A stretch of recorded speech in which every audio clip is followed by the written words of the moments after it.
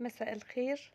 تعالوا نعمل مع بعض زبدة بلدي طعمها تحفة، أحلى من أي زبدة ممكن تشتروها من أي حد. مضمونة 100%، بقى لا مغشوشة ولا الحاجات اللي بنسمع عنها كل سنة في موسم خزين الزبدة. ومش هنعملها بزيت ولا نعملها مهدرجة ولا هنحتاج نشتري لها أي مكونات. هنعملها بمكون واحد موجود عندنا في البيت.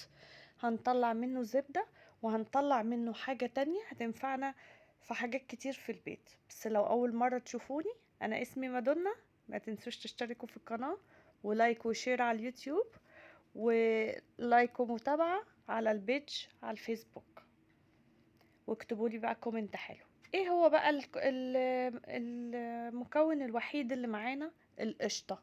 طب احنا هنشتري قشطة؟ لا، ما احنا كده كده دايما بنجيب لبن حليب، بنغليه وبنغليه ونسيبه يبرد، وبعدين نبيته في التلاجة لتاني يوم، وبعدين نطلع القشطة اللي على الوش دي نحوشها في الفريزر.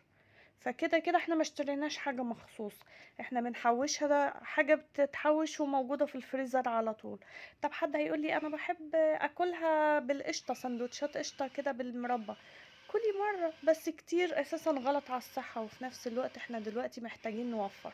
انا شوية القشطة اللي انتوا شفتوهم دول حوالي 2 كيلو وربع. انا السنة اللي فاتت سألت على كيلو القشطة كان ب180 جنيه، انا مش عارفة السنة دي عامل كام. فشوفوا احنا موفرين قد ايه. اول حاجة بقى، هجيب لكم كذا طريقة نعمل بيها القشطة، نحولها ازاي لزبدة. انا جبت معايا الكبة زي ما انتوا شايفين كده. حطيت شوية قشطة على قد ما هي ما تنفع تاخد، عشان ما نزودش اكتر من يعني من الكمية اللي ينفع تتحط فيها عشان ما تتحرقش معانا. حطيت القشطة، وحطيت ربع معلقة ملح، وبدأت اضرب فيها. الاول بتديني قوام كده كريمي كأنها كريمة، بعدين واحدة واحدة بتخرز، بعدين بتفصل. شوفوا انا عملت لكم الخطوات كده كلها، وهوريها لكم تاني علشان اللي ما خدش باله ياخد باله معايا. اهي كده فصلت معانا، شايفين اللبن؟ دي القشطة اتحولت لشرش وزبدة. تمام.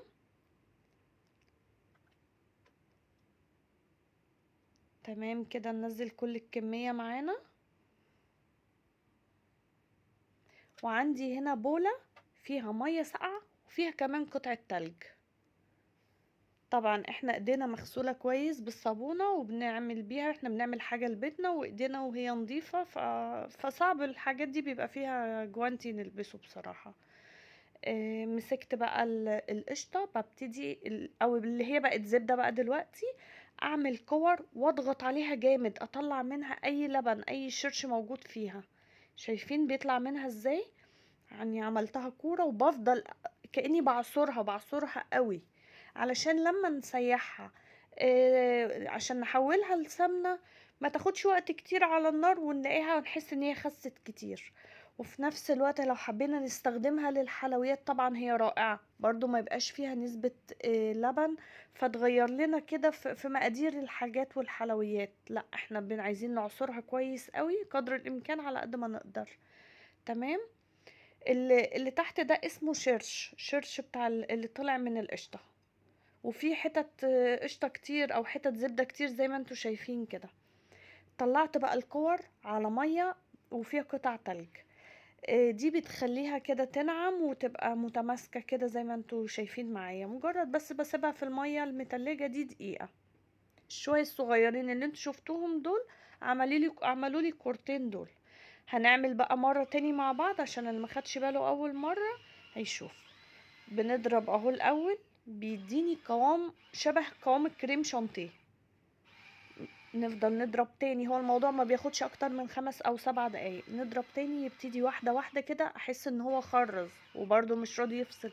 ما تقلقيش، اضربي شوية كمان زي ما انتوا شايفين اهي مخرزة شوية، وبعدين واحدة واحدة هتبتدي تفصل. بفضل اضرب لحد ما الاقي اللبن كده من تحت وفصلت. برضو بصبها كده في حاجة، وابتدي اعمل كور واضغط عليها قوي. بحاول اخد كل الحتت الزبدة اللي في الشرش زي ما انتوا شايفين كده معايا، واضغط بقى عليها قوي علشان زي ما قلت تبقى زبدة صافي. تمام. بصوا حقيقي الزبدة اللي معمولة من القشطة في البيت دي هتلاقوا ليها طعم مختلف احلى بكتير من اللي بتجيبيها من بره. وكفاية ان هي مش مغشوشة، يعني مش مغشوشة، مش محطوط عليها حاجة نباتي، مش محطوط فيها جواها بطاطس وحاجات كده عجيبة كتير بنسمع عنها. تمام. اهي دول كده الكورتين التانيين. شوفوا المية المتلجة بتخليها تتماسك كده. دي اخر كمية هعملها بقى بطريقة مختلفة عن الكبة. هنعملها بالمضرب البيت. طيب ينفع كمان لو عندك مضرب يعني زي ما قلنا مضرب كهربا، تمام. عندك عجان ينفع. طب لو ما عندكيش عجان وما عندكيش كبة، بايديكي في اتجاه واحد كده، بس هي هتاخد وقت اكتر شوية.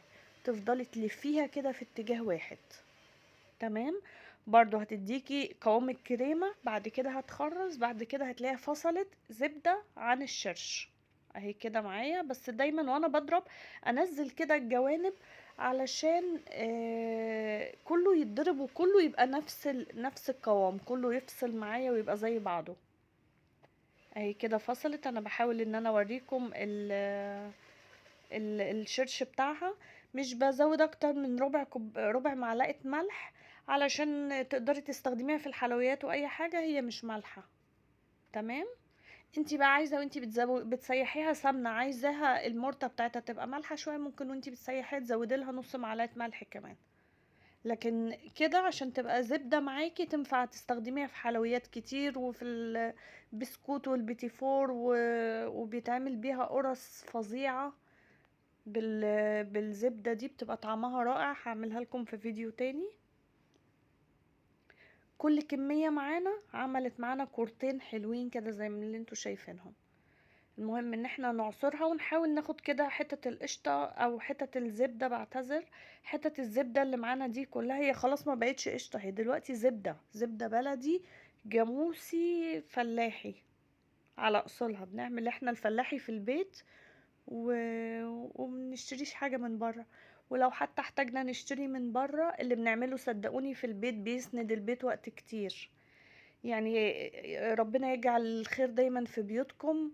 اتعودوا اعملوا كل حاجة في البيت، هتحسوا بالتوفير وهيبقى هتحسوا كده بخير وفرحة في البيت حلوة قوي. دي كمية الشرش اللي طلعت معايا. زي حطيتهم بقى في كيس لبن زي ما انتوا شايفين، ودي كمية الزبدة. طب اللبن ده بقى اعملي بيه معجنات، قرص وتنفع كمان في الكيكة. ده على فكرة فيه قطع زبدة كتير، يعني لبن دسم. قرص بقى ومخبوزات، بصوا فظيع. بتمنى يكون الفيديو عجبكم ويكون خفيف كده على قلبكم.